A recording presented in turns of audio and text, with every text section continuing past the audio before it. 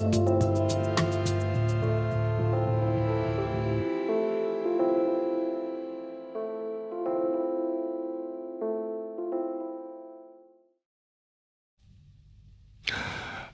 dans Hebdo Santé sur Média. Dans ce numéro, nous parlons de l'empathie. On en parle de plus en plus dans le milieu du soin.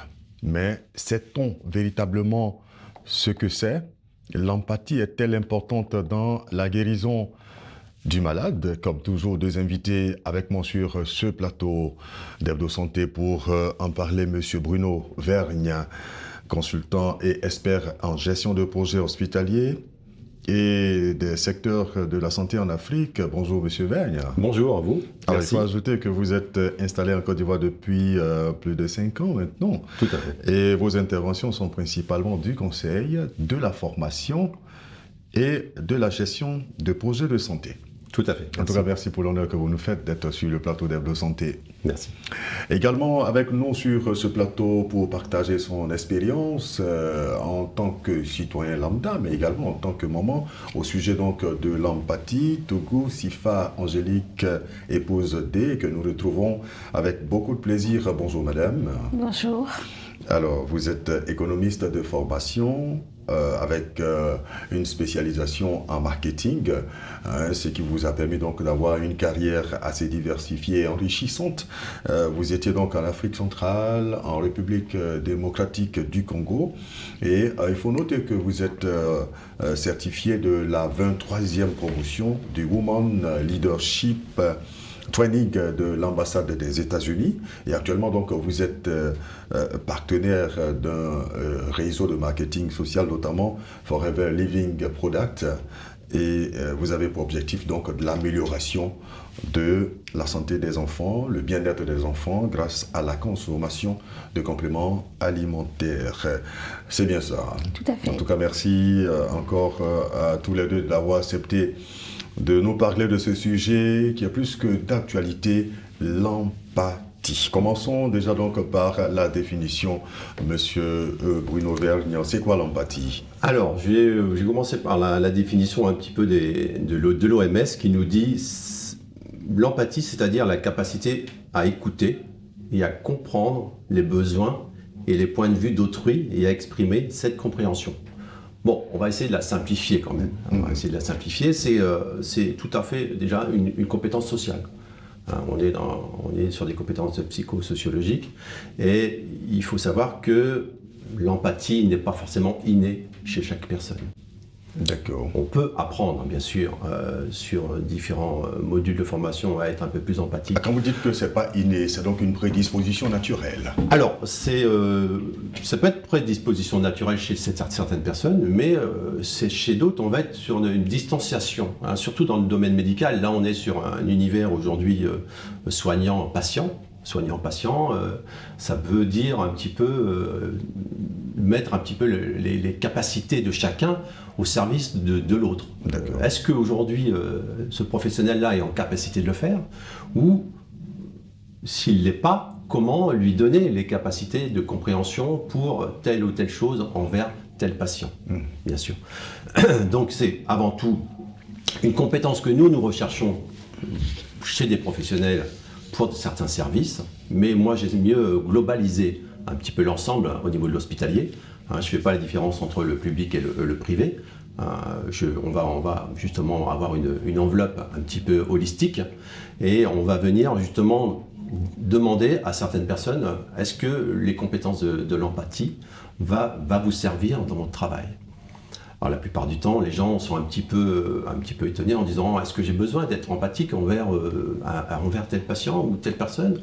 Et c'est là qu'on va venir développer justement ces capacités qui va découler sur des attitudes au niveau des comportements et qui va nous donner justement l'orientation de la bienveillance envers telle personne. Donc c'est pour ça qu'on va venir plutôt globaliser le mot bienveillance dans la prise en charge, puisque ce sont des prises en charge niveau des patients.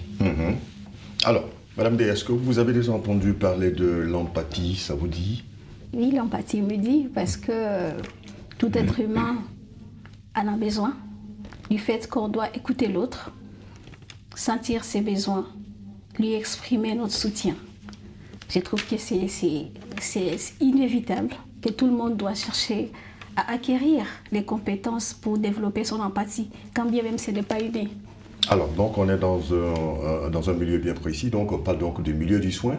M. Bruno Veigne donc l'a dit tout à l'heure, c'est une compétence que devrait avoir tout personnel de santé. Mais est-ce que vous avez fait le constat, toutes les fois où vous êtes allé à l'hôpital, est-ce que vous avez vraiment senti du personnel de santé empathique à votre égard?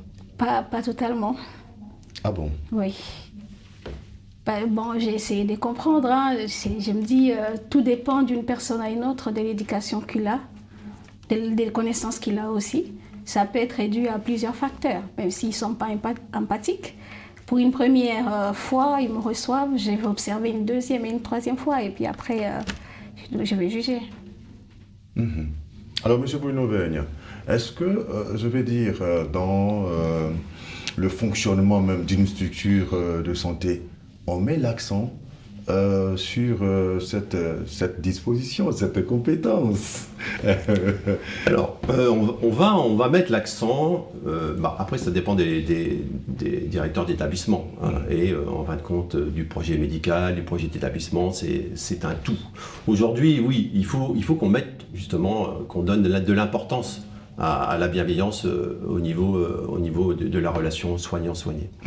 Donc c'est quelque chose qu'on va mettre en avant, surtout sur des services où on doit avoir de l'empathie justement pour les personnes qui viennent. Je pense aux services, des services mère-enfant, les enfants bien sûr, cancérologie. Là, tout à l'heure, je parlais aussi des services, on peut parler des services de chimiothérapie. Alors, mais pourquoi ces services-là? C'est vrai qu'il y a des services encore, mais pourquoi ces services spécifiquement? Pourquoi dans ces services, on doit vraiment... On a des services où les patients ont quand même une certaine souffrance. D'accord, souffrance psychologique, souffrance physique, qui fait que si vous avez un personnel en adéquation justement avec ces prises en charge-là, qui sont sur des notions de bienveillance, on va dire dans sa globalité, le patient va se sentir sécurisé. Donc c'est primordial aux soins. Et justement un résultat qui fait que la personne va donner sa confiance à l'équipe. Alors bien sûr, on a la partie individuelle, mais on est aujourd'hui sur des notions de bienveillance par rapport à des équipes. Voilà. Et c'est là qu'on va faire la différence entre tel hôpital ou telle clinique, ou avoir justement une notoriété en disant « Ah, ce service-là m'a bien accueilli ». La bienveillance, c'est dès le départ. Je veux dire, dès le départ, si vous êtes mal accueilli, est-ce que vous allez revenir, justement? C'est pas évident. C'est pas évident. Est-ce que derrière, vous allez avoir un souci avec un soignant? Bon, vous allez peut-être rentrer en conflit. Quelle réaction je vais avoir en tant que patient, mais en tant que soignant, comment je vais pouvoir, en fin de compte, donner de la bienveillance justement à cette personne-là? Donc c'est pour ça qu'on travaille aujourd'hui sur des formations qui sont très courtes, hein, mais qui sont liées à du développement individuel, personnel, des développements personnels, hein, mais aussi sur des mises en situation par rapport à des contextes. C'est pour ça que chaque service a un développement un petit peu spécifique, où on a plus ou moins de personnel qui a justement cette notion d'empathie. Voilà. Nous, on travaille beaucoup sur la partie de la bienveillance, qui est on va dire un mot qui va venir globaliser un petit peu toutes ces problématiques. Alors, j'ai envie de vous demander un peu, ça va se traduire comment dans les faits? Lorsque, par exemple, le patient arrive, vous avez parlé donc de la bienveillance, le médecin, jusqu'à quel niveau il doit offrir son empathie aux soignés? Alors il y a tous les niveaux bien sûr, hein. C'est la partie médicale pure et dure, le médecin doit avoir justement les mots justes, hein. C'est-à-dire que la communication est verbale, mais la communication est aussi liée à la partie corporelle, aux gestes. Si par exemple votre infirmier vous pique mal, et que derrière on n'a pas de communication, vous allez vous demander mais qu'est-ce qui se passe? Quelle est cette personne? Je veux dire, est-ce que c'est vraiment son métier? Voilà, donc c'est un tout. En fin de compte, c'est l'empathie et la bienveillance, tous les mots qu'on pourrait accrocher derrière ça, c'est avant tout de la communication verbale et le geste associé à la communication. Si ça, vous avez un manque, quelque chose qui se dénote, voilà, aussi bien médical que paramédical, et tout à l'heure je parlais justement aussi de l'accueil, voilà, c'est une chaîne. C'est une chaîne qui va venir donner votre notoriété hospitalière, Bien sûr. ou détruire carrément une notoriété hospitalière par rapport peut-être à un seul individu. Tout à fait. C'est pourquoi Voilà. je comprends maintenant. D'accord. C'est que M. Bruno est en train de dire par rapport à un comportement de mon fils. Une fois, on était dans une clinique. Il s'est bien suivi, il s'entendait bien, on lui parlait, les soignants lui parlaient, lui préparaient, lui disaient c'est vrai, on va te piquer, ça fera un peu mal, mais c'est pour votre bien. Et une fois, on a changé encore une fois les cliniques, c'était pas pareil. Et l'enfant m'a dit je veux plus aller dans l'autre clinique, il faut qu'on retourne dans l'ancienne. D'accord. Ouais. Monsieur Bruno, C'est maintenant je comprends. Tout à fait. Je comprenais dans, pas, j'ai dit à dans la l'enfant des première 4 clinique, ans. le personnel, on peut dire que le personnel est empathique. Dans la première clinique, Bien où sûr, bien sûr. le petit veut partir, déjà le fait de mettre en confiance le patient, c'est une forme d'empathie, c'est ça? Oui, bien sûr, mais après, je vous dis, des fois, c'est dès le départ. Vous attendez 2 heures. Personne ne vient vous parler. Vous êtes là, à l'accueil peut-être d'une clinique ou d'un hôpital, et vous attendez, et on ne vous s'occupe pas de vous. Déjà, rien que ça, on a aujourd'hui l'obligation d'aller vers la personne. D'accord? Lui dire, ah, monsieur, vous attendez quoi? C'est pour quel service? C'est pour quel rendez-vous? Voilà, c'est peut-être un papa qui vient avec son fils, ou voilà, ça peut être une situation comme ça. Donc, la prise en charge, elle doit être dès le départ. Voilà, donc c'est pour ça que, oui, aujourd'hui, les gens qui sont patients, ou chez nous, on dit l'usager, vraiment, c'est le premier avis qui va compter. Voilà. Donc là, on parle de bienveillance, d'empathie, vraiment dans la partie après des soins plus spécifiques, peut-être, qui sont aujourd'hui primordiales. Mais dès le départ, il faut justement, on va dire, mettre en place un système managérial qui fait que la personne va se sentir à l'aise. D'accord. Voilà, en confiance. On vient chercher justement du soin, peut-être par rapport à une maladie, mais ça peut être aussi un soin lié à une dépression, ça peut être lié à n'importe quoi. D'accord. Donc, le personnel, on va dire, a une certaine obligation.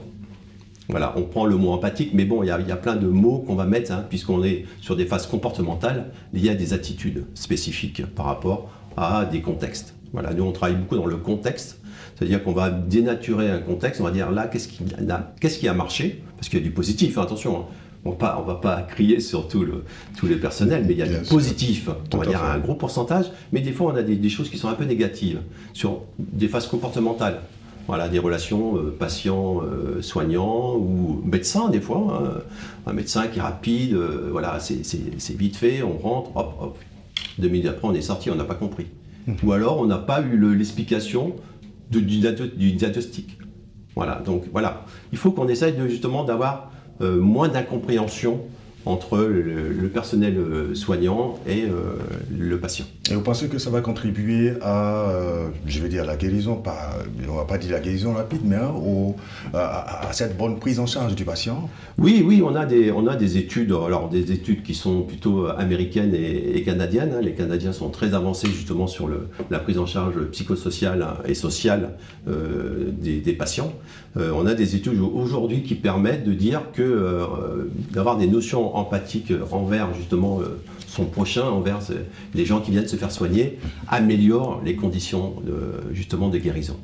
Voilà, donc ça veut dire que bon, il ne faut pas se cacher les yeux, c'est-à-dire que si vous êtes bien accueilli quelque part, vous allez y revenir. Voilà, si vous avez des soins spécifiques à faire justement au niveau d'une dialyse et que le personnel est aux petits soins, est bienveillant avec vous, vous allez avoir confiance en ce personnel-là.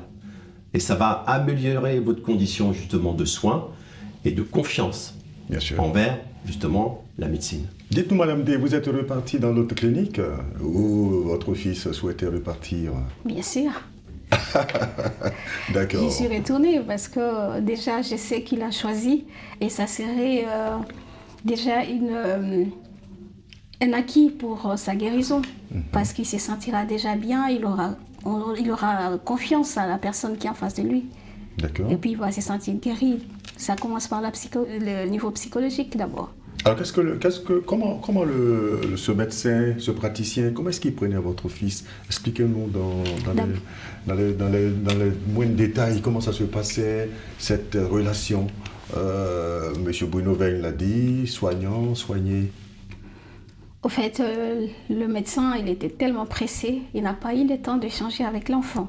Donc il n'a pas préparé l'enfant pour lui dire qu'est-ce qu'il va faire et pourquoi il va le faire. D'accord. Donc il est venu directement, il faut injecter l'enfant, ils ont piqué directement.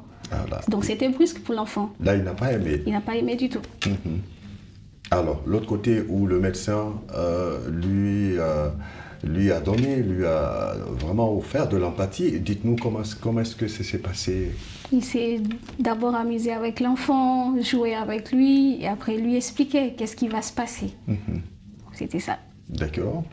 Et au-delà du cadre hospitalier, est-ce qu'il y a eu encore d'autres rapports? Le médecin, il a parlé avec vous depuis la maison. Est-ce que l'enfant a souhaité, par exemple, parler à son praticien? Non. D'accord. Non. Ça s'est limité au cadre hospitalier. Oui. D'accord. Est-ce qu'on peut aller au-delà du cadre hospitalier, M. Bruno-Veyne? Alors, on peut aller au-delà du cadre hospitalier. On a aujourd'hui des services qu'on appelle les SIAD ou le HAD, ça veut dire l'hospitalisation à domicile, où là, il faut un personnel vraiment, on peut dire, aux petits soins, hein, parce qu'on va chez le patient. Le SIAD, c'est les services d'infirmiers, c'est pareil, sur le dispositif, on va dire, de proximité. C'est-à-dire qu'on vient donner les soins au patients à la maison. C'est-à-dire que là, il nous faut du personnel, voilà, qui soit, on va dire, bienveillant, qui soit vraiment lié à des choses qui soient plus dans le domaine social à la rigueur. C'est vrai qu'on parle du social aujourd'hui dans l'hospitalier avec des choses qui sont un petit peu plus pointues, hein, du développement justement de services à disposition d'eux. Voilà. Donc aujourd'hui, on peut aller au-delà. Voilà. Mais je reviens aussi sur la notion interne de l'hôpital. Il faut savoir qu'un médecin, on va dire même un spécialiste ou un médecin de garde au niveau des urgences accumule des heures. Accumule des heures, ça veut dire que on a aussi ce côté aussi d'être fatigué. Voilà, on tombe sur des gens qui sont fatigués, qui sont un peu épuisés au niveau professionnel et qui manquent peut-être des fois de dire certains mots. Voilà, donc il ne faut pas non plus jeter la pierre au domaine médical, c'est-à-dire qu'on a un épuisement professionnel dans certains métiers qui est assez Ça fait que justement la fatigue fait qu'on n'a plus le temps d'accorder cette attention. Voilà. Donc c'est parce que l'empathie c'est quand même quelque chose qui est lié à des capacités d'attention vers l'autre. On va plus loin, on essaye de se mettre à la place du patient, voir quelle est un petit peu sa souffrance. Qu'est-ce qu'il traverse comme situation. Voilà, donc on peut aller très loin dans ces notions-là, mais on a toujours, nous en tant que professionnels, une distanciation à respecter. On a une éthique et un code déontologique. Donc il ne faut pas non plus aller embrasser votre patient. C'est-à-dire, il faut avoir une certaine limite. D'accord. Mais c'est pas pour ça que, le geste par lui-même peut tout mettre, en positif. Donner une bouteille d'eau à quelqu'un, parce qu'on voit que ça va pas donner une petite phrase, ou à une personne âgée, lui demander si ça va. Voilà, ça peut être des choses qui sont très simples. Et la personne, ce qu'elle attend, c'est quoi? C'est pas forcément une reconnaissance, c'est justement une attention. Voilà, l'empathie, c'est ça, c'est être attentionné vers la personne. Alors donc, on vous interpelle, vous les managers, il faut éviter de surexploiter le personnel soignant, pour ne pas que ce personnel-là soit trop fatigué, de sorte à ne plus offrir de l'empathie aux patients. Parce on peut noter donc ces facteurs-là. Tout à fait. Sinon, je pense qu'après avoir prêté le serment d'Hippocrate, on doit pouvoir offrir de l'empathie, on doit pouvoir bien recevoir son patient, lui accorder de l'attention, de la sympathie même. Oui, tout à fait. Voilà, c'est les mots que vous prononcez, c'est exactement ça. Je veux dire, il faut justement avoir le juste milieu et faire confiance justement aux professionnels. Après, bien sûr, il y a des comportements qui sont plutôt individuels, qui vont venir dénaturer cette confiance à un certain moment. Voilà, mais il ne faut pas jeter la pierre à tout le monde. C'est-à-dire qu'on a aujourd'hui en Côte d'Ivoire un développement, on va dire, hospitalier public qui est très positif.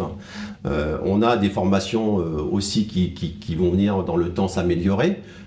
Voilà, il faut quand même pousser les gens à faire ces petites formations qui sont très simples, hein, qui durent une journée, et on va venir donner un certain taux théorique, mais on va passer tout de suite sur la pratique. Ah, vous formez On forme, bien sûr, Ah, on forme, d'accord. bien sûr. Le personnel soignant a offert l'apprenti, c'est ça? Alors, on forme justement sur des situations. C'est Oui. des mises en situation, ce sont des ateliers, D'accord. justement des jeux de rôle, des situations que eux ont vécues, qu'ils ont peut-être mal vécues, parce que dans la confrontation des fois soignant-patient, on a aussi de la violence. Bien sûr, Voilà.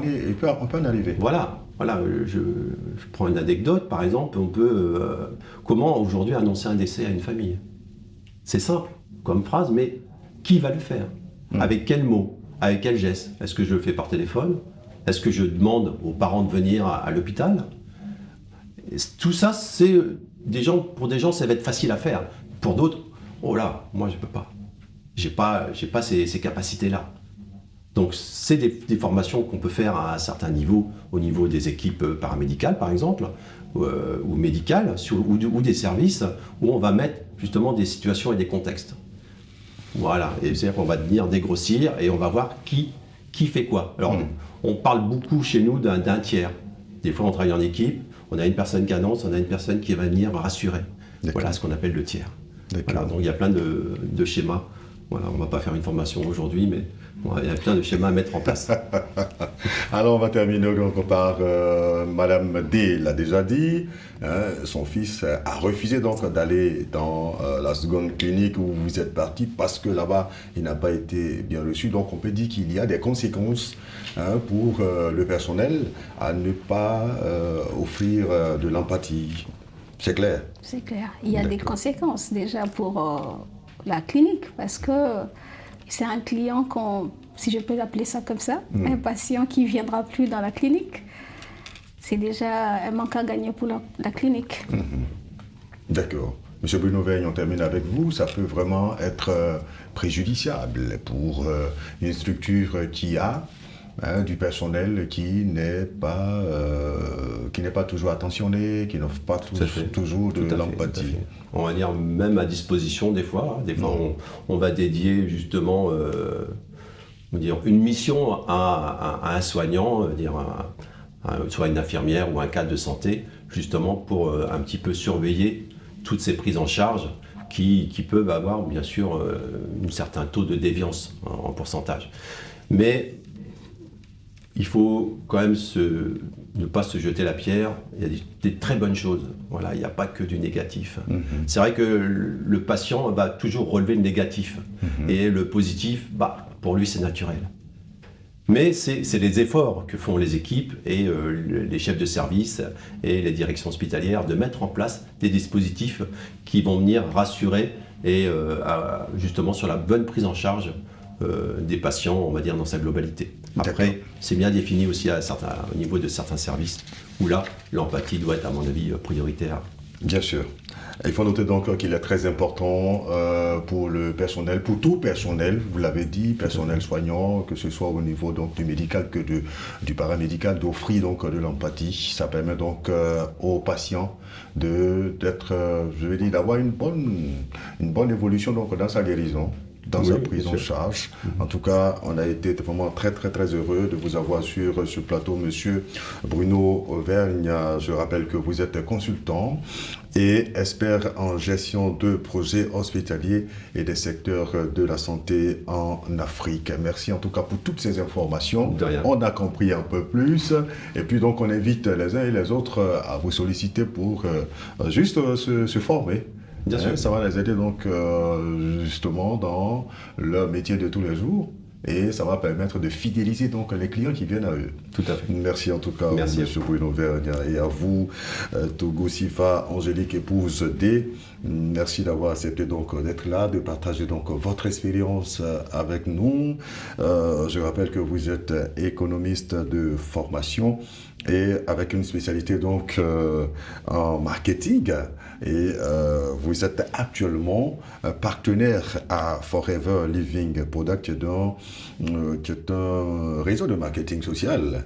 Oui, Et c'est bien votre cela. priorité, c'est donc améliorer le bien-être des enfants grâce à la consommation de compléments alimentaires. Merci à vous, mesdames, messieurs, d'avoir été là. On aura plaisir à vous retrouver sur ce même plateau pour d'autres sujets. Hein? Volontiers. Revenez-nous très vite. Merci. Ainsi prend fin ce numéro d'Hebdo Santé. Merci à l'équipe de réalisation et surtout à vous de l'avoir suivi. Je vous demande de prendre soin de votre santé. Je vous retrouve très très bientôt pour un autre numéro, toujours sur Média.